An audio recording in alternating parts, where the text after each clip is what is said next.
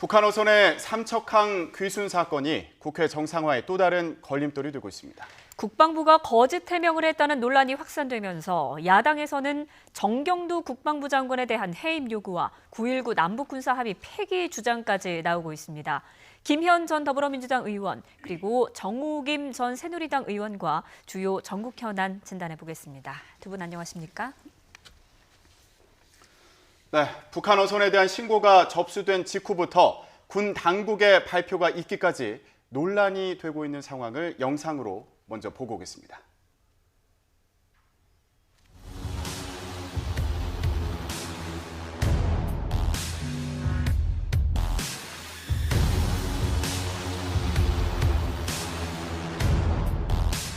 북한 소형 선박 한 척이 삼척항 인근에서 발견된 경위를 조사하였습니다. 조사 결과 전반적인 해안 경계 작전에는 문제가 없었습니다.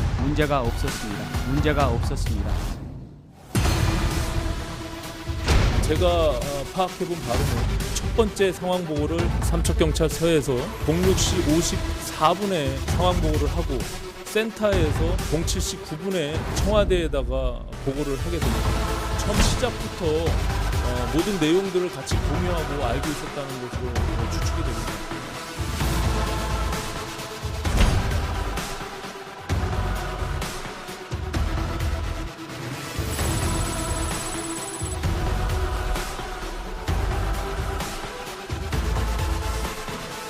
이거 심각한 문제예요.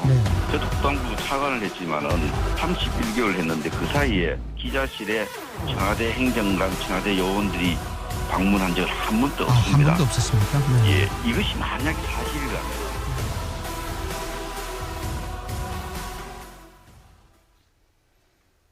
네, 북한 어선이 삼척항에 어떻게 온 건지 발표하는 과정에서 여러 논란이 불거졌습니다. 일단 해경은 어선이 삼척항에 입항했다 이렇게 보고했는데 국방부는 이틀 뒤에 삼척항 인근에서 발견됐다 이렇게 발표했습니다. 그러면서 논란이 되고 있는 상황인데 이 부분은 어떻게 봐야 될까요? 지금 조금 전에 이제 국방부 발표 내용이 잠깐 방송이 됐었는데요. 해경 보고서에는 삼척항 방파제라고 정확히 기재가 돼 있었는데 국방부에서 그거를 인근이라 그랬잖아요. 그러니까 그 자체도 지금 허위 사실인 거고요. 그다음에 해상 해안 경비에 문제가 없다 그랬는데 삼중으로 지금 해상 경비를 했었음에도 불구하고 목선이 내려와서 대기하고 있다 삼척항에 들어오는 자체를 해군이 몰랐다는 것 아니겠습니까? 그러니까 그것도 문제가 있는 것이고요. 그다음에 목선이 표류했다 그랬는데 표류가 아니고 엔진을 끄고 대기했다가 그러니까 그 목선에 28마력짜리 엔진뿐만이 아니라 GPS도 다 있었다는 것 아니에요? 그러니까는 그 경계 태세의 문제가 한 가지 있고 두 번째로는 국방부에서 발표하는데 이 발표 자체가 정확하지 않은 거짓이었다라는 점에서 상당히 그 이제 여론이 지금 들끓고 있는 상황이죠. 네, 지금 말씀하신 거 들어보면 이제 발견한 위치 그리고 또 이 어선이 자력으로 온 건지 아니면 뭐 밀려서 내려온 건지 이 부분에 대한 내용 그리고 경비가 뚫린 것에 대한 지적 이 얘기를 다 해주셨는데 어떻게 들으셨습니까? 그러니까 정상적으로 시행됐다라는 얘기 자체가 잘못된 거죠. 국민 높이에 맞지 않은 발표 내용이고요. 그다음에 이제 삼척항에 입항됐다라는 해경의 발표가 있고 국방부 보고도 그렇게 되어 있는데 합참에서 발표 당시에 인근이라는 표현을 씀으로 인해서 자신들의 이 잘못을 좀 이렇게 감추려고 하는 의도성이 좀 있지 않았겠나 싶습니다. 그래서 결과로 장관이 그 경계 태세가 그 문제가 있었다는 것을 국민들에게 사과했고 총리께서도 사과했습니다. 그리고 대통령께서는 잘못 알려진 부분에 대해서는 바로잡고 문제가 있다라면 거기에 상응하는 조치를 취할 것을 주문을 했기 때문에 제가 볼 때는 솔직하지 않음 또는 이 책임으로부터 모면하기 위해서 일시적으로 감추려고 했던 것이 이 상황의 본질인 것 같습니다. 그래서 지금 문제는 그러니까 이 목선이 상당 기간 잘못이 있어서 고치고 그다음에 15일 날 내려와서 16일 날 삼척항에 왔고 귀순하려는 의도를 갖고 있었던 분도 있고 그렇지 않은 분도 있었다라는 점입니다. 다만 여기서 우리가 좀 경계해야 될 점은 뭐냐면 이분들이 귀순할 의사가 있었느냐 아니면 모르고 그냥 같이 내려왔느냐 이런 부분이 있기 때문에 북에 남겨 있는 가족들의 신원도 물론 중요할 것이고 신분 그런 것들도 중요하기 때문에 잘못은 잘못대로 바로 잡아야 되겠고 신변을 보호해야 될 지점에 있어서는 좀 신중을 기하는 것이 좀 필요하지 않겠나 싶습니다. 네, 말씀해 주신 것처럼 좀 처음부터 정확한 표현으로 브리핑을 했으면 어땠을까 하는 지적도 나오고 있는데 이런 가운데 또 하나 새로운 의혹이 제기된 게 국방부 브리핑에 청와대 행정관이 참석한 것으로 알려졌습니다. 그래서 사전에 청와대와 조율이 있었던 게 아니냐 이런 논란도 있는 상황인데 왜 갔을까요? 지금 대통령도 그렇고 문제가 있다면 대응 조처를 취하겠다. 그리고 처음에 국방부 장관도 마치 또 이제 그 보고 체계에 있는 사람들을 나무라듯이 조사하겠다 그랬는데 이거는 어떻게 보면은 전형적인 유체 이탈 화법이 아니냐라는 지금 문제가 제기되는 상황이고요. 지금 국방부에서 그런 허위 보고를 하면서 국방부 대변인이 어떤 식으로 얘기를 하냐면 청와대와 마치 또 조율을 한 것처럼 그러니까 보고 받은 부분도 있으시고 보고 안 받으신 부분도 있을 거라는 아주 애매모호한 그런 대변인의 말 때문에 이게 더 논란이 지금 커지고 있는 것이고 여기에 더불어서 대변인이 그 국방부에서 발표를 하는데 청와대 행정관이 물론 이제 군인 출신이긴 했지만 그 자리에 와 있을 뿐만 아니라 기자들과 백브리핑 하는데 마치 또 기자인 것처럼 서 있었다 해서 문제가 됐고 또 야당의 국방부 차관 출신 의원에 따르면 자기가 그 국방부에서 차관하면서 그런 사례가 전혀 없었다 이렇게 나오다 보니까 그러면 애초부터 해경의 정확한 보도에도 불구하고 이 사실 자체를 지금 축소하려고 했던 것이 아니냐라는 의심을 지울 길이 없고요. 더군다나 또 청와대에서 이런 얘기가 나오지 않습니까? 애초에 이게 합심을 통해서 상당히 보도되지 말았어야 되는데 언론에 이게 발표됨으로써 문제가 있다. 남북 관계를 경색할 수 있다. 경색시킬 수 있다. 이런 얘기까지 나오니까 남북 관계에 갈급해서 이 문제에 대해서 애초부터 축소 보고라든지 또 청와대와 국방부 간에 조율이 있었던 게 아니냐라는 합리적 의심을 거두질 못하는 것입니다. 이걸 하나하나 좀 얘기를 해보겠습니다. 여러 가지 지적을 해주셨으니까 일단 아까 김 의원님 같은 경우에도 국방부 발표에 좀 아쉬움이 있다, 잘못이 있다고 생각한다. 발표, 예. 그렇게 지적을 해주셨는데 그런데 이런 과정에서 이 브리핑을 할 때 청와대 안보실 관계자가 현장에 있었던 걸 두고 청와대도 이런 뭔가 축소하는 거 아니냐는 지적을 받고 있는 그 브리핑 내용을 사전에 좀 조율한 거 아니냐 이런 지적이 있는 건 사실입니다. 이거 어떻게 봐야 될까요? 지금 현재 언론 환경이 축소를 시키고 싶다고 축소가 되겠습니까? 그건 언론인들이 더 잘하는 거고 그 문제에 대해서 제가 그러니까 의혹 제기는 할 수 있습니다. 정치권에서 의혹 제기는 할 수 있지만 언론 당사자들이 그렇게 만약에 청와대가 축소한다 내지는 국방부에서 축소한다 해서 저는 안 될 거라고 봅니다. 왜냐하면 상황 보고서라는 게 시시각각으로 보고가 되지 않습니까? 네. 이거는 상임위가 열리거나 아니면은 조사가 진행되면 다 입수가 되는 거잖아요. 공개 자료 그러니까 반공개 자료이잖아요. 상황 보고서라고는.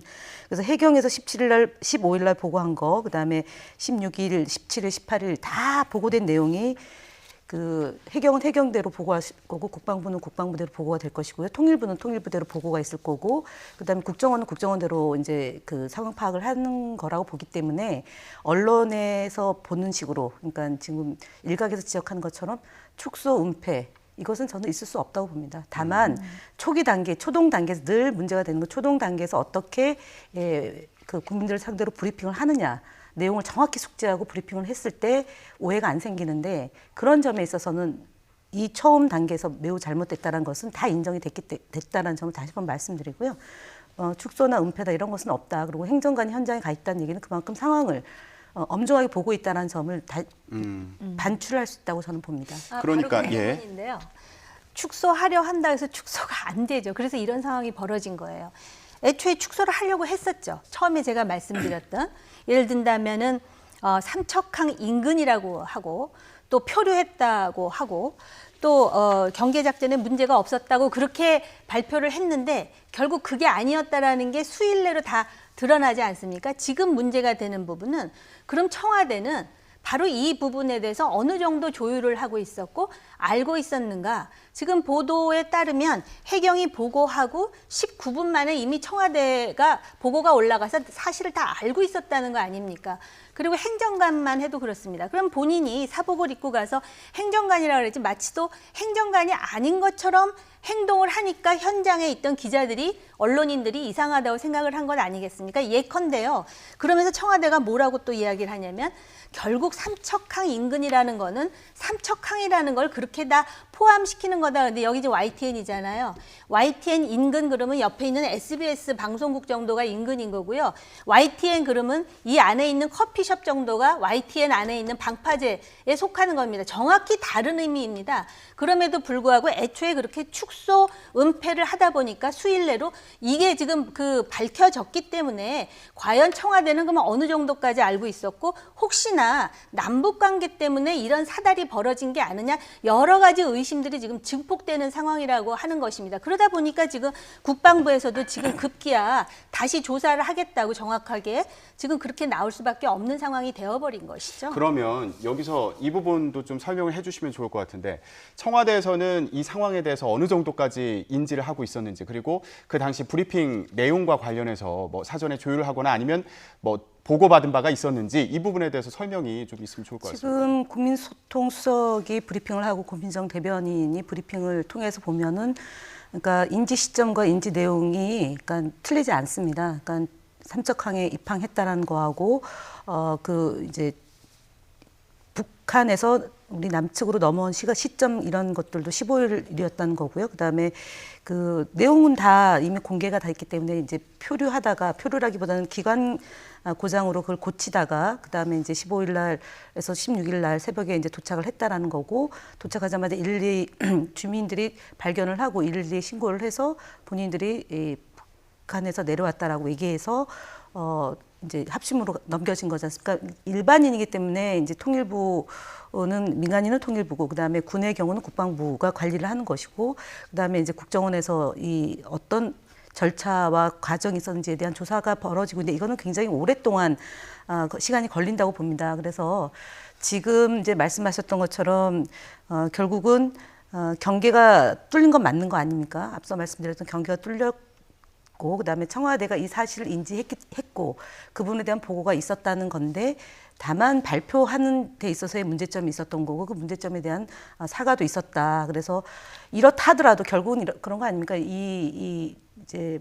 북한과의 관계에 있어서는 국내 문제랑 또 다른 것이기 때문에 진지하고 그다음에 또 이것이 더 큰 문제로 발산되지 않도록 하기 위한 노력을 기울인 것은 저는 여느 정부에도 다 있을 수 있는 일이라고 저는 봅니다. 예전에 그러니까 박근혜 정부 때 노크 기순도 문제가 돼서 크게 이제 파장이 있었던 건데 그거는 이제 군인이 넘어오는 과정이었던 거고 이건 민간인이 귀순할 의사가 있는 분과 그렇지 않은 분이 섞여 있어서 생긴 문제가 있습니다. 그래서 앞서 얘기했던 것처럼 그러니까 뭐 현장의 분위기를 파악하기 위해서 행정관이 갔는데 뭐 밝혀야 된다고 얘기하면 밝힐 경우 또 다른 논란이 생길 수 있다고 저는 봅니다. 그래서 그 부분도 차제. 그러면 이런 브리핑이 있는데 청와대 관계자가 가는 게 맞는지 가지 말아야 되는 건지에 대한 것도 한번 검토는 필요하다고 봅니다. 이것이 그러니까 다른 의도를 갖고 했다라면 제가 볼 때는 이건 뭐 청와대에서 지금 감찰을 하겠다고 했기 때문에 더 봐야 되겠지만 그러면 모든 현장에 다 청와대가 가야 되느냐라는 문제도 생깁니다. 그래서 이 부분에 대해서는 남북관계와 연관되어 있는 문제이기 때문에 아마 청와대 입장에서 보다 소상한 상황을 파악하기 위해서 갖다 손치더라도 오해 소지가 있느냐 없느냐 이 문제일 것 같아요. 그래서 그 부분은 또 다른 매뉴얼로 또 이제 그 검토가 돼야 되지 않을까 싶습니다. 잠깐만 제가 말씀드릴게요. 조금 전에 이제 노크 기순 말씀하셨잖아요. 그때 노크 기순 있었을 때 당시 야당 대표가 문재인 현 대통령이셨어요. 그래서 국방부 장관 경질하고 굉장히 비판을 해가지고 그 당시 관련자들이 모두 처벌을 받았고 이건 이제 육상에서 있었던 일 아닙니까? 근데 이게 지금 해상에서 지금 그 탈북을 원하는 두 사람 때문에 네 사람이 내려와서 결국은 원하지 않는 두 사람은 송환시켰다라는 거예요. 그리고 애초에 목선도 그렇게 급하게 폐기했다 그러더니 지금 또 아직 가지고 있다. 이제 이런 식으로 일관성 없는 발표들이 자꾸 나오니까 신뢰를 하지 못하는 데다가 당시 박근혜 정부 때는 적어도 거짓말은 안 했습니다. 근데 지금은 이 거짓 보고가 더 이제 큰 문제. 그러니까 이게 어떻게 보면 정부의 신뢰를 더 이제 그 낮추는 그런 지금 상황이 됐고요. 더 중요한 건 뭐냐?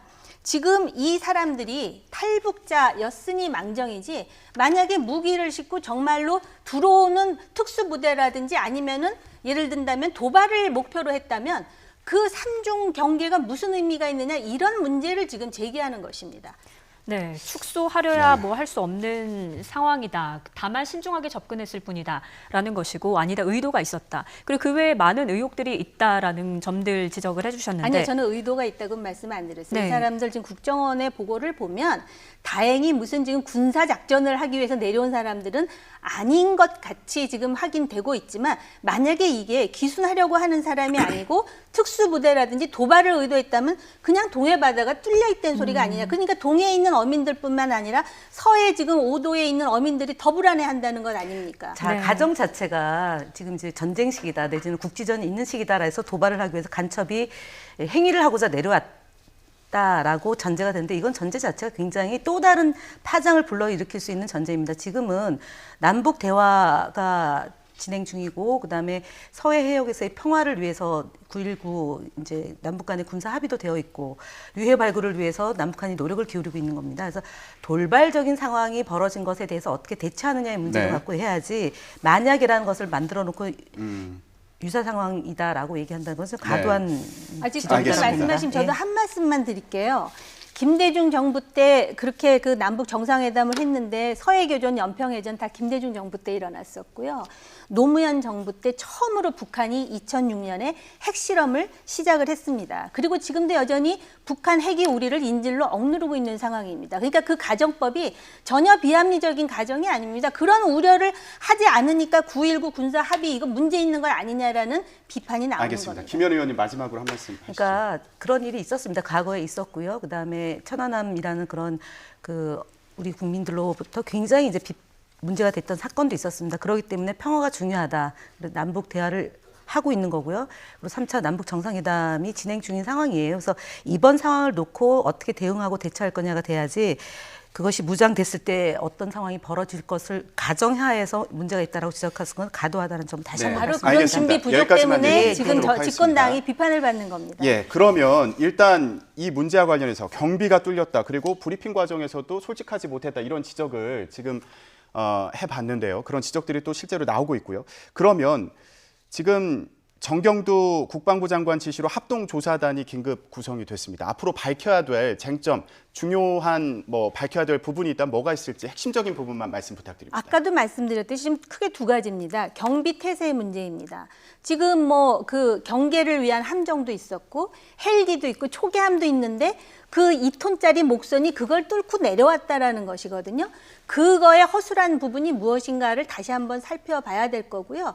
두 번째로는 이 보고 과정에서 그리고 언론의 발표 과정에서 이런 거짓말과 은폐가 나온 과정을 소상히 밝히는 것이 국방부가 할 일인데 본인들이 지금 당사자인데 본인들이 조사한다? 결국 얼마나 정확한 조사 결과가 나올지는 회의적입니다. 네, 김현우 의원님 어떻게 보십니까? 앞으로 밝혀야 될 쟁점이 있다면. 아니 말씀하셨죠. 그리고 그 이미 하겠다고 이미 국방부에서는 그 실행을 하고 있는 거고 청와대도 문제가 있는지 소상히 살펴보겠다고 되어 있습니다. 그래서 지금 안 하겠다고 하는 것도 아니고 하지 않고 있는 것도 아닙니다. 하고 있고. 국방부에서 하는 거에 대해서도 문제를 좀 국방부에서 지적하셔야 해야죠. 돼요. 합참에서 브리핑을 잘못한 것을 국방부에서 해야지 그럼 어느 부서에서 합니까? 통일부에서 합니까? 아니면 외교부에서 합니까? 청와대가 합니까? 국방부에서 해야 됩니다. 네. 네, 앞으로 어떻게 이 조사 결과가 나오는지 계속 지켜봐야겠습니다. 네. 그러면 다음 쟁점으로 넘어가 보겠습니다. 예. 네, 청와대 경제 라인이 교체가 됐습니다. 임명 1년도 되지가 않았는데 전격 교체가 된 건데요. 그 이유가 뭘까요?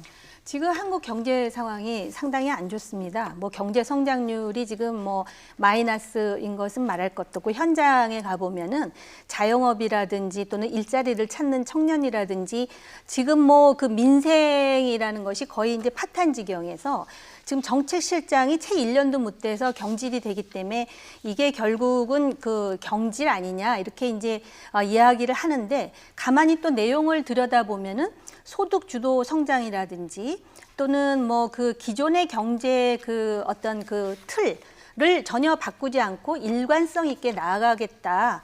그러면서 지금 교체가 된 정책실장이 결국은 뭐 국토부 장관으로 옮기는 것이 아니냐 이런 또 추측성 보도도 계속 나오거든요.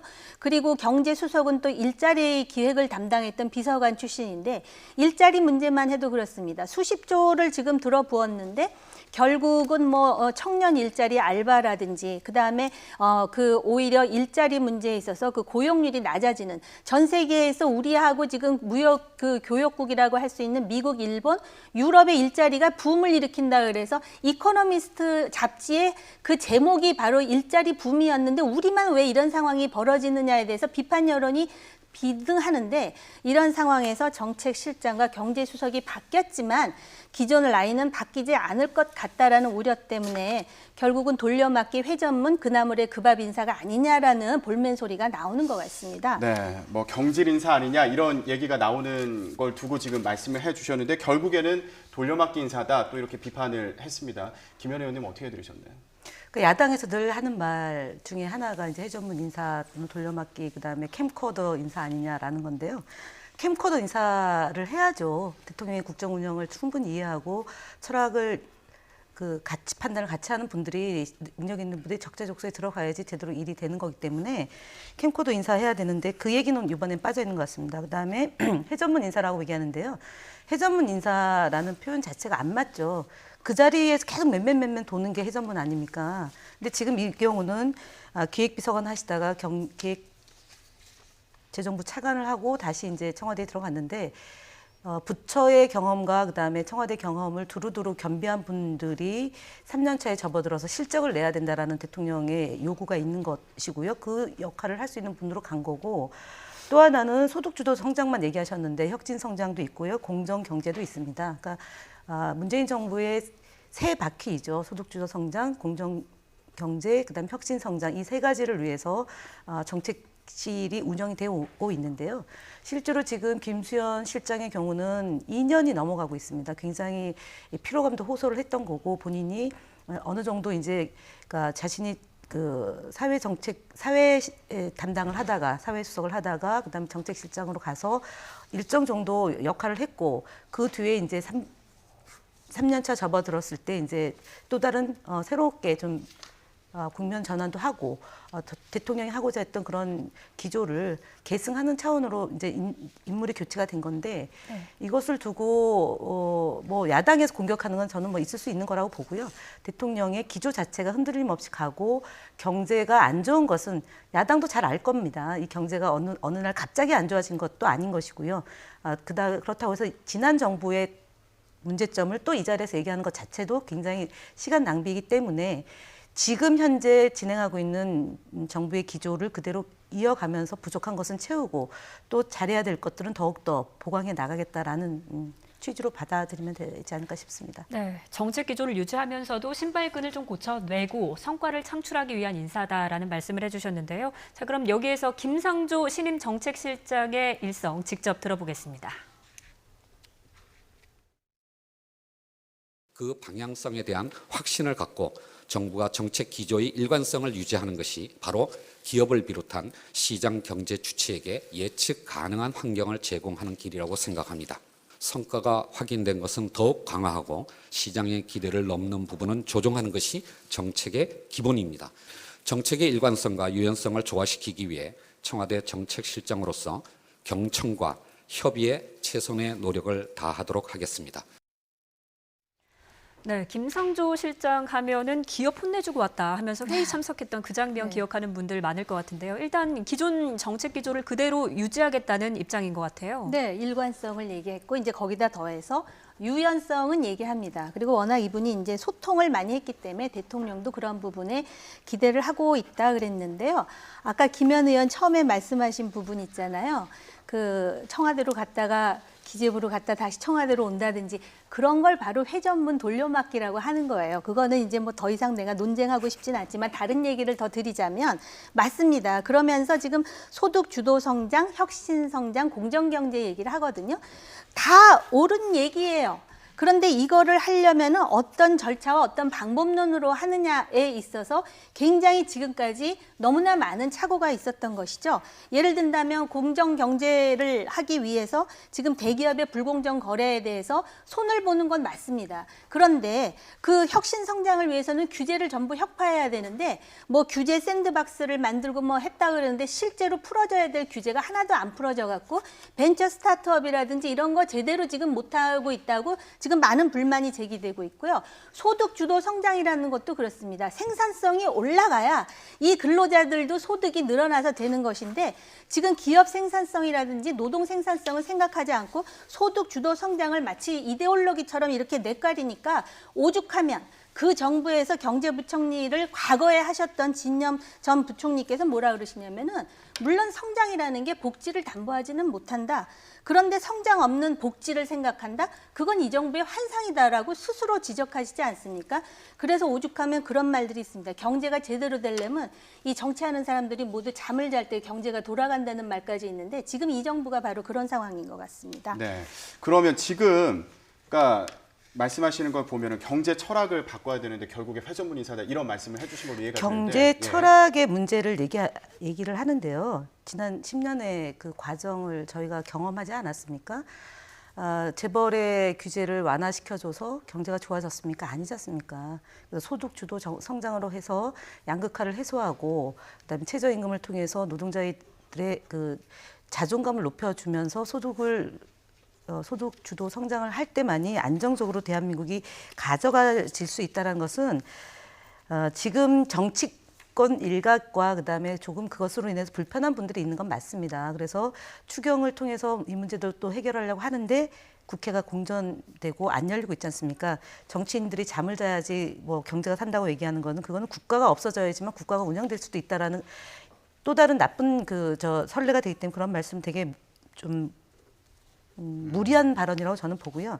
말씀하셨던 규제 샌드박스, 그다음에 벤처 스타트업이 제대로 안 되고 있다 등의 문제는 국회가 법을 빨리빨리 개정을 해주고 시장에서 성과를 낼 수 있도록 해줘야 되는데 지금 잠자고 있는 국회를 빨리 깨워서 일을 하도록 해야 되는 것이 아닌가 싶습니다.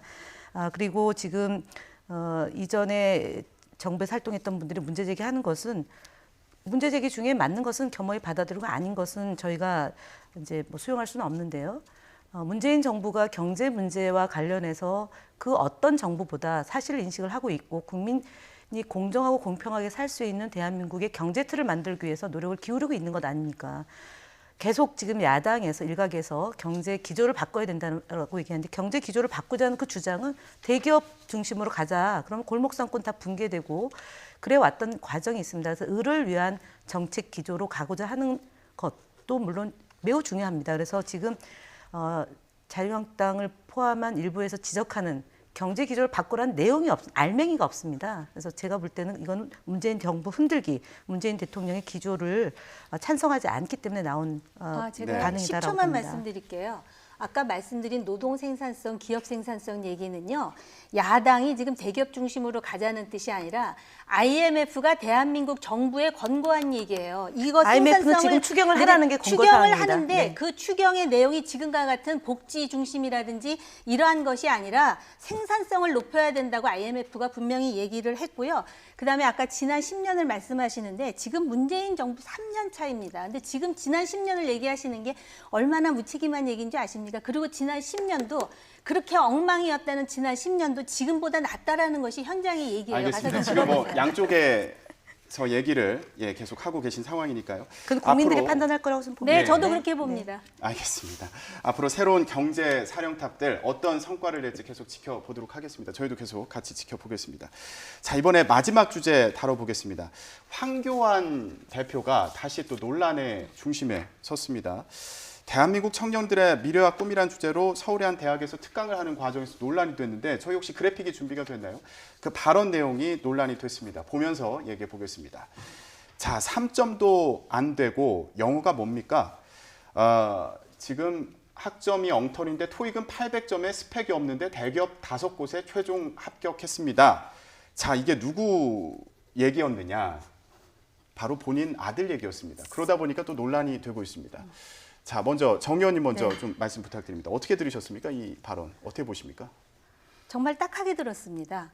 지금 황교안 대표가 대한민국 보수 제1야당의 대표고 이제 대통령의 꿈도 가지고 계시는 분인데 정말 이분이 단순히 보수 야당의 대표가 아니라 이제 보수 정당을 다시 정체성을 제대로 정립시켜 가지고 대한정당 그리고 지금 현재 경제라든지 안보의 실정을 제대로 짚어야 될 그러한 그 야당의 대표이신데 어떻게 이렇게 공감 능력이 없는 발언을 하셔가지고 지금 보수 내부에서도 황교안 대표를 걱정하는 목소리가 있을 정도입니다. 또 얼마 전에 그 외국인 근로자에 대해서도 논란 있는 발언을 하셨는데요.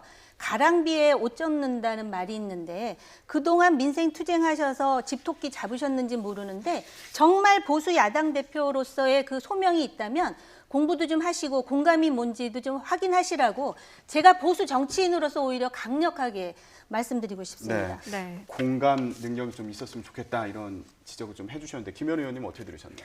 그러니까 이 황교안 대표의 주변 이 없다라고 봐야죠. 본인이 그냥 생각하는 내용을 발언을 하는 거다라고 봐야 됩니다. 그러니까 이건 뭐냐면 대통령 지지율로 이제 1위를 하고 있고 그 당의 지지율이 어쨌든 황교안 대표 때문에 좀 높아지니까 주변에서 직언을 하거나 아니면은 그러니까 공적인 시스템이 작동되지 않고 있다라는 것이 제가 볼 때는 매우 심각한 거라고 보고요. 그다음에 두 번째 이분이 정치를 하신 지 얼마 안 됐고 그동안은 주로 뭐 쓰여진 대본이나 공무원들 사이에서 이제 법무부 장관 그다음에 그 국무총리를 하셨던 분이지 않습니까? 그래서 어찌 보면 온실 속의 하초처럼 이렇게 잘 계시다가 지금 야전에 나와서 발언하는 내용 앞서 얘기했던 첫 번째 이 내용이 잘못됐는데도 불구하고 아무도 그에게 이거는 그런 얘기를 하면 안 됩니다라는 얘기를 하는 사람이 없다. 그래서 지금 거의 의전에서도 황제 의전이 논란이 됐던 분인데요. 이미 본인이 대통령이 됐고 그 주변은 그 에워싸여서 그분을 위해서 오로지 그 받쳐준 형태의 형국이기 때문에 생겨난 사단이다라고 봅니다. 네. 그리고 매우 부적절하고요. 제가 볼 때는 정치를 과연 하실 수 있을지 끝까지 이 점까지도 의심하게 되는 대목이다라고 봅니다. 네, 황교안 대표의 발언이 논란이 되고 있는 상황인데 앞으로의 행보는 어떨지 계속 지켜보도록 하겠습니다. 오늘 말씀 여기까지 듣겠습니다. 두 분 고맙습니다. 고맙습니다.